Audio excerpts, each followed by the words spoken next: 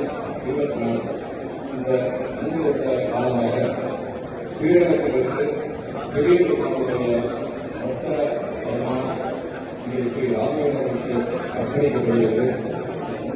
இந்த சூழ்நிலையிலே இப்படிப்பட்ட ஒரு விழாவிற்கு ஏற்பாடு செய்து கொண்டிருக்கக்கூடிய அவர்களுக்கும் இந்த விழாவிற்கு மூல காரணமாக இருந்த எங்களுடைய தமிழ்நாடு முதலமைச்சர் மாண்புமிகு ஸ்டாலின் அவர்களுக்கும் எங்களுடைய இந்து சமய அறநிலைய ஆட்சித்துறை அமைச்சர் திரு சேகர்பாபு அவர்களுக்கும் மிகப்பெரிய நாங்கள் நன்றி சொல்ல நாங்கள் அவர்களுடைய நன்றியை தெரிவித்துக் கொள்கிறோம்.